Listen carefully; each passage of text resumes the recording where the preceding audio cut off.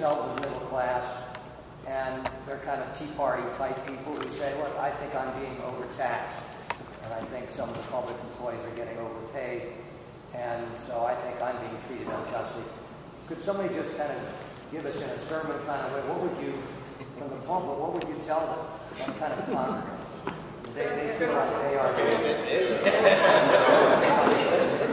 Glad you asked that. I think, first of all, the question of the dignity of work is central to the discourse on justice for working people, fair wages.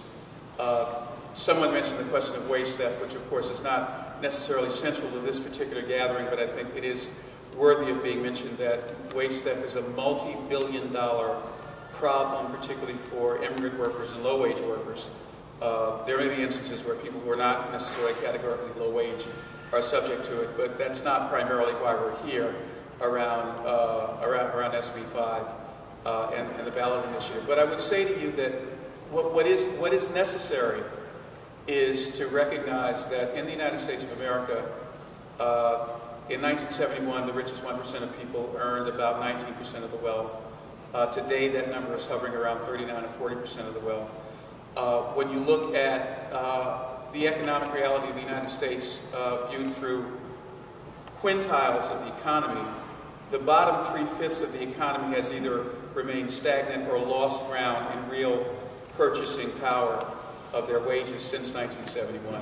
So what we see in America, among the other structural problems within the American economy, is the fact that workers categorically have lost ground over the last 40 or 50 years, and that what we want to see is not a particular kind of hegemony of one segment of the working class vis-a-vis another, but for a more just and equitable playing field. So as my colleagues have said, that would include the right of all parties in dispute to be represented in the negotiating process, and not having the benefits of a segment of workers dictated by management, dictated by people who don't do that kind of work. And finally, what I would simply say, to address this gentleman's question of relatively well-paid workers, yes, we understand that there are differences in pay grades among and between different segments of the working class.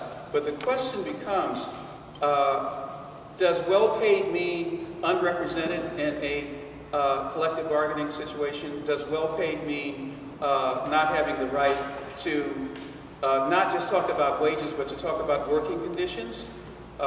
When teachers don't have the right to negotiate class size, for example, when public safety officials or workers don't have a right to negotiate about the kind of equipment and training that they're provided, then that is that has a real impact on all of us, not just on the take-home part of our pay, but it has a real impact on public safety and the well-being of the community. So we're saying that equity and fairness and justice, which is at the heart of all the traditions that are here, needs to be a fundamental value that all of our elected officials and our working people and others adhere to in a process of negotiating what is right and what is fair.